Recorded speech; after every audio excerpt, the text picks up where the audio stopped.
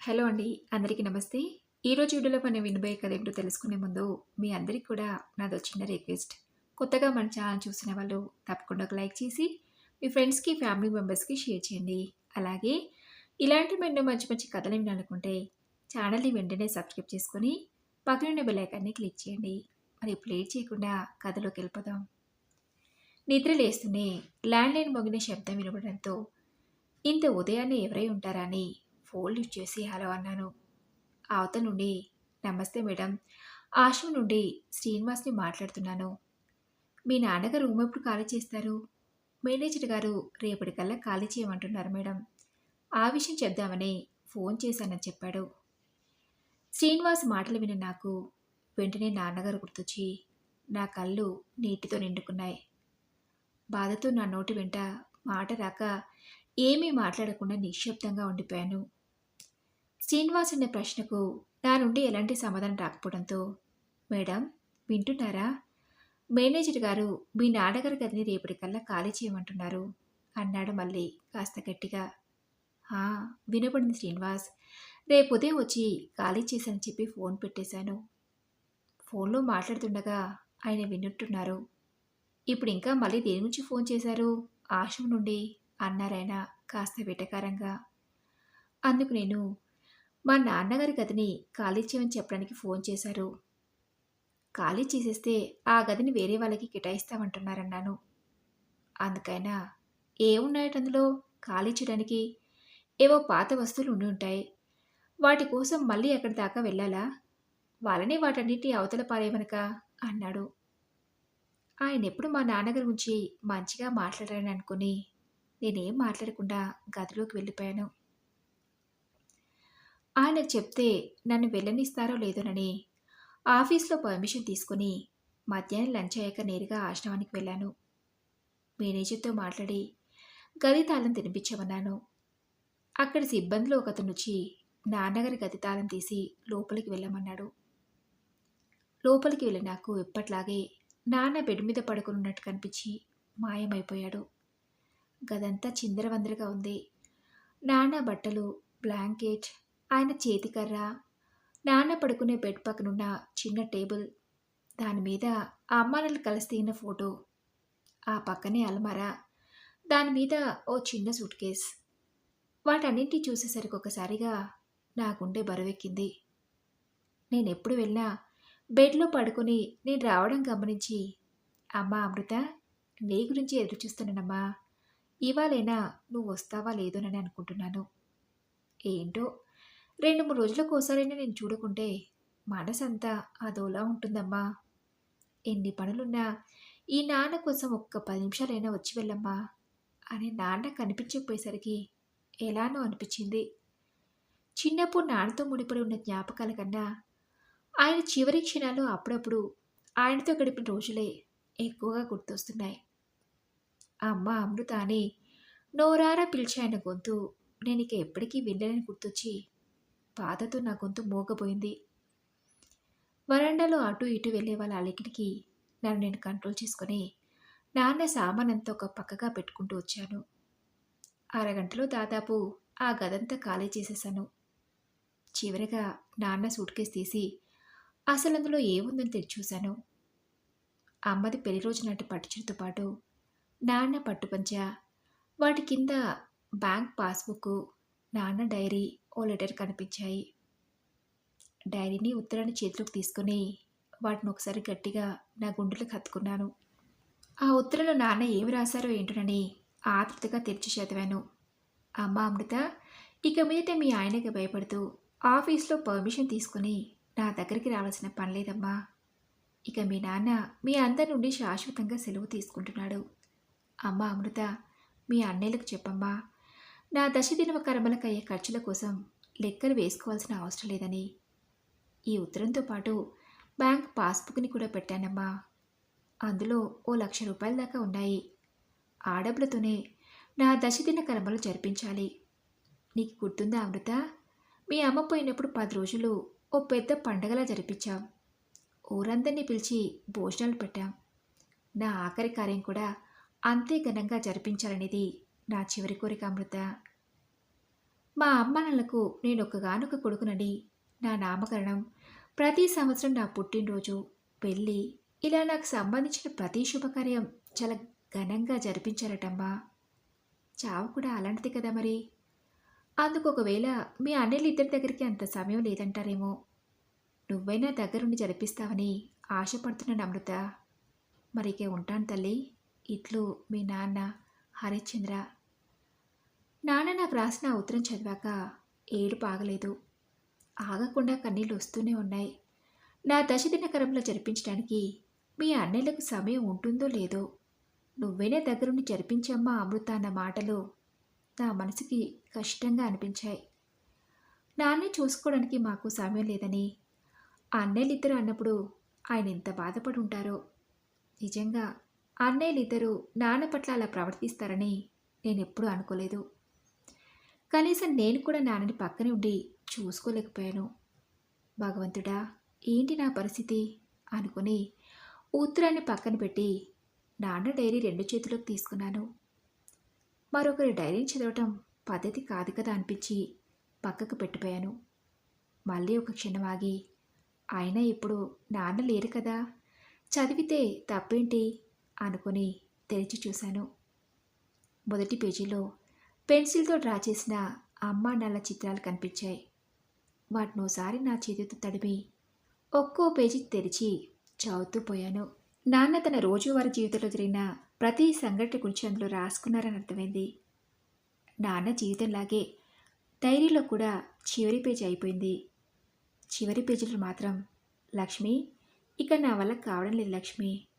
నేను నీ దగ్గరికే వచ్చేస్తున్నాను. నువ్వు లేకుండా ఈ 10 సంవత్సరాలు నరకం అనుభవించాను లక్ష్మి. ఇన్నేళ్లలో నిన్ను తలుచుకునే క్షణం అంటూ లేదు. 4 పిల్లలున్నారు, మనకేం తక్కువండి అనేదానివి.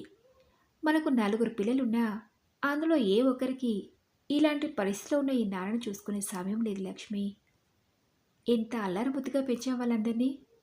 చిన్నప్పుడు వాళ్ళు నా గుండెల మీద కూర్చుని ఆడుకుంటుంటే తెగ సంబరపడిపోయేవాడిని.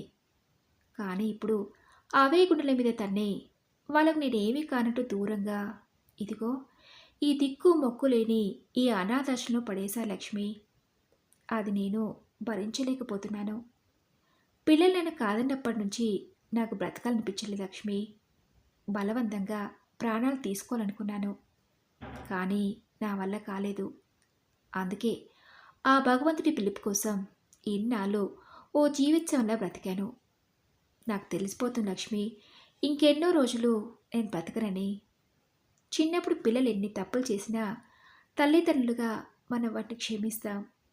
వాళ్ళు బాగుండాలని మనం పడరాని కష్టాలు పడతాం. ఇప్పుడు నాకు ఇలాంటి గతి పట్టించినా ఇంకా మన పిల్లలందరూ బాగుండాలని కోరుకుంటున్నాను లక్ష్మి. ఎందుకంటే నాలాంటి పరిస్థితి పగవాళ్ళకు కూడా రావద్దు. కడుపును పుట్టిన వాళ్ళున్నా నా అనేవాళ్ళు లేకుండా ఎవరూ లేని అనాథగా బ్రతకడం కన్నా బాధాకరమైన విషయం మరొకటి ఉండదు లక్ష్మి. అందుకే అని రాసింది. నాన్న రాసిన ఆ చివరి పేజీని చదివాక ఇక నా గుండె ఆగిపోతుందేమో అనేంత బాధ తట్టుకోలేకపోయాను. అనేలకు బుద్ధి లేకుంటే నాకేమైంది? ఇంతకన్నా ఎక్కువ నాన్న కోసం ఏం చేయలేకపోయినట్టు నన్ను క్షమించి నాన్న ప్లీజ్ అంటూ ఏడుస్తున్న నేను అప్రయత్నంగానే గతంలోకి వెళ్ళాను. నాన్న పేరు హరిశ్చంద్ర, అమ్మ లక్ష్మి. వాళ్ళకి మేము 4 సంతానం. అన్నయ్యలు రఘు, వాసు, ఆదిత్య, ఇంకా నేను. నాన్న ఒక గవర్నమెంట్ కాలేజీలో లెక్చరర్గా పనిచేసేవారు. నాన్న మా అందరికీ ఉన్నత చదువులు అందించారు. రఘు, వాసు అన్నయ్యలు ఇంజనీరింగ్ పూర్తి చేసి ఉద్యోగరీత్యా ఒకరు చెన్నైలో, మరొకరు బెంగళూరు స్థిరపడ్డారు. చిన్నన్నయ్య ఆదిత్య పై చదువుల కోసం అమెరికాకు వెళ్ళి చదువు పూర్తి కాగానే అక్కడే ఉద్యోగం చేస్తున్నాడు. నేను హ్యూమన్ రిసోర్స్ మేనేజ్మెంట్లో పీజీ పూర్తి చేసి హైదరాబాద్లోని ఒక కంపెనీకి హెచ్ఆర్గా పనిచేస్తున్నాను. మా అందరికీ మంచి సంబంధాలు చూసి పెళ్ళిళ్ళు జరిపించారు నాన్న.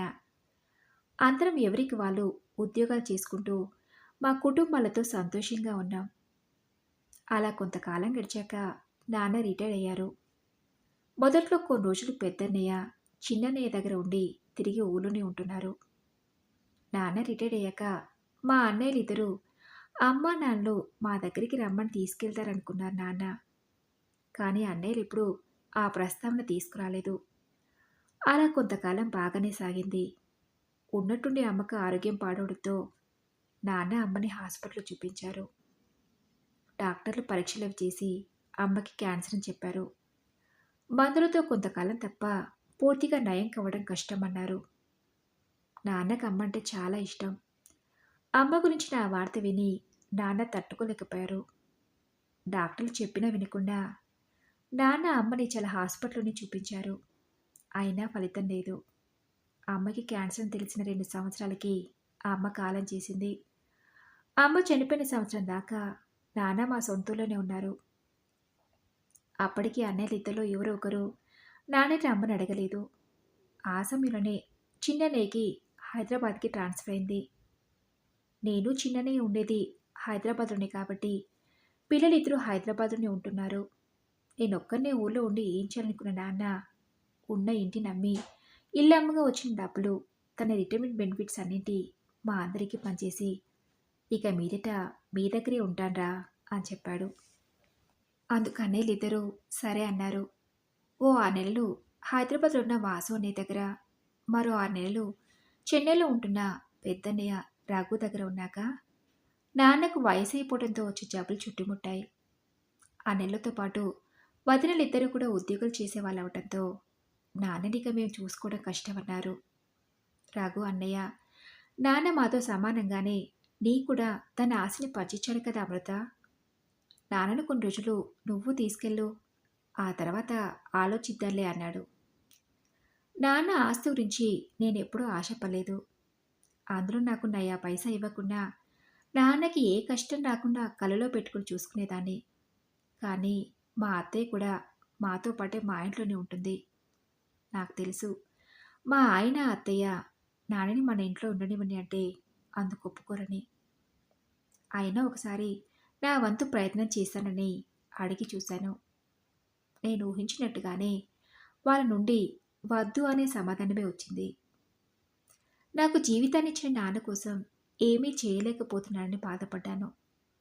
ఎంతడిగినా ఇంట్లో ఒప్పుకోకపోవడంతో గుండెని దిటో చేసుకొని నాన్నని చూసుకోవటం నా వల్ల కాదన్నయ్య అని చెప్పేశాను.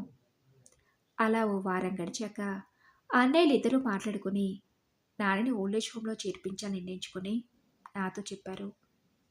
అందుకు నేను ఒప్పుకోలేదు.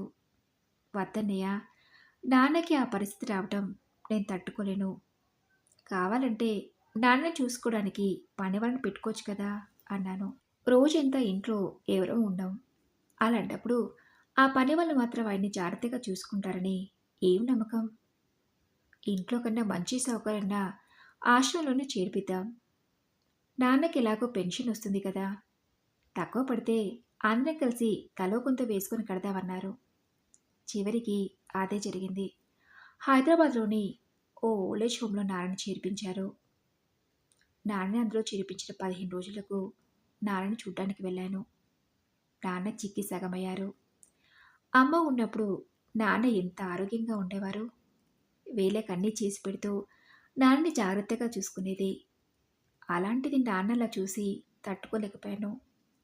మీరంతా ఉండి కూడా నన్ను ఎవరూ లేని వల్ల ఇలా ఓల్డేజ్ హోమ్‌లో జాయిన్ చేశారనే బాధ నాన్న కలలో కొట్టొచ్చినట్టు కనిపిస్తుంది. అర్థమైంది.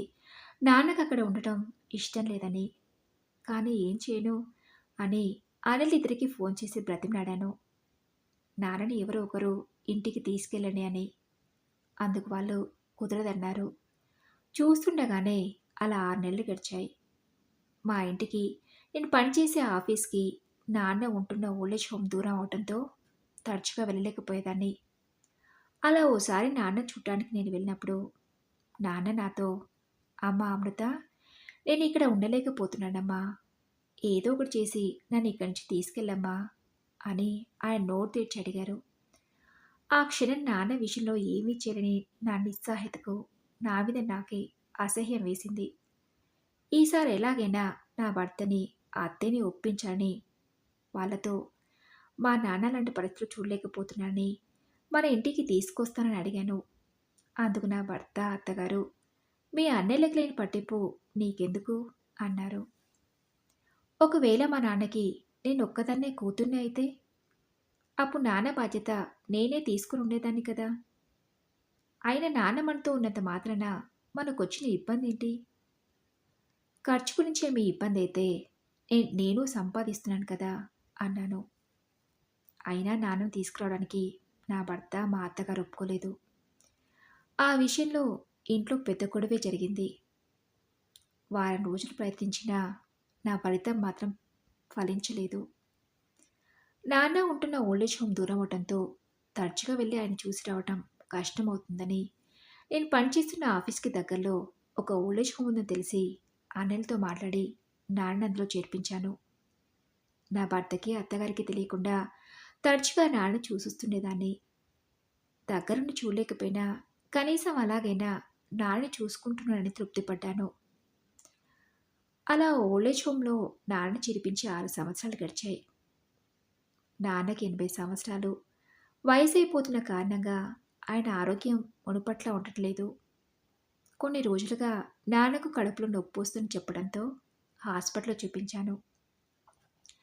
డాక్టర్ ప్రేగులో ఏదో సమస్య ఉందని ఆపరేషన్ చేయాలన్నారు. అదే విషయం అన్నయ్యలతో చెప్తే, "ఈ వయసులో ఆపరేషన్ అంటే అందుకు ఆయన ఆరోగ్యం సహకరిస్తుందా? పైగా ఆపరేషన్ అయ్యి కోలుకునేదాకా మనమే దగ్గరుండి చూసుకోవాలి. ఇప్పుడు ఎవరికంత సమయం ఉందని?" అన్నారు. అన్నయ్యలు మాట్లాడిన ఆ మాటలకు వాళ్ళ మీద అసహ్యం వేసి, ఎలాగోలా నా భర్తను, అత్తగారిని ఈ విషయంలో మాత్రం ఒప్పించి నాన్నకు ఆపరేషన్ చేపించాను. ఆ తర్వాత ఒక 10 రోజులు నాన్నని మా ఇంట్లో నుంచుకొని, మా అత్తగారి బలవంతంతో తిరిగి ఆయన్ని ఓల్డేజ్ హోమ్‌లో వదిలేసొచ్చాను. నాకు తెలిసి నాన్న చాలా కాలం తర్వాత సంతోషంగా ఉన్నది మా ఇంట్లో ఉన్న ఆ 10 రోజులే అనిపించి, ఆయనకు ఆ సంతోషాన్ని శాశ్వతంగా ఇవ్వలేకపోయానని బాధపడ్డాను. అలా మరో 2 సంవత్సరాలు గడిచాక ఓ రోజు ఉన్నట్టుండి నాన్న నిద్రలోనే ప్రాణాలనొదిలారు. నాన్న ఊహించింది నిజమే. అన్నయ్యలిద్దరూ నాన్న దశదినకరముల కోసం కూడా లెక్కలు వేసుకున్నారు. అది ముందే ఊహించిన నాన్న తన ఆఖరి కార్యక్రమాల కోసం డబ్బును బ్యాంకులో జాగ్రత్త చేశారు. నాన్న ఇంతకాలం అనుభవించిన బాధను తన డైరీ ద్వారా చదువుతున్న నాకు నాన్న నా పక్కనే ఉండి చెప్పినట్టు అనిపించింది. నాన్నకు నేను కూతురులా కాకుండా మరో కొడుకులా పుట్టి ఉన్నా ఆయనకి ఈ పరిస్థితి రానిచ్చేదాన్ని కాదేమో.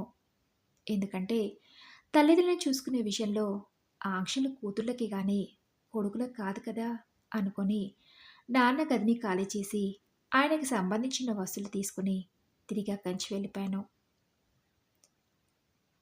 మరి ఇదండి రుచి కథ. ఈ కథపై మీ విలువైన అభిప్రాయాల్ని నాతో కామెంట్ బాక్స్‌లో షేర్ చేసుకోండి. అలాగే ఈ కథ మీకు నచ్చింది అనుకుంటున్నాను. నచ్చితే తప్పకుండా ఒక లైక్ చేసి మీ ఫ్రెండ్స్‌కి, ఫ్యామిలీ మెంబర్స్‌కి షేర్ చేయండి. అలాగే ఇలాంటి మరెన్నో మంచి మంచి కథలను వినాలనుకుంటే ఛానల్‌ని వెంటనే సబ్స్క్రైబ్ చేసుకొని పక్కనున్న బెల్ ఐకాన్‌ని క్లిక్ చేయండి. నెక్స్ట్ వీడియోలో మరొక మంచి కథతో కలుసుకుందాం. Thanks for listening.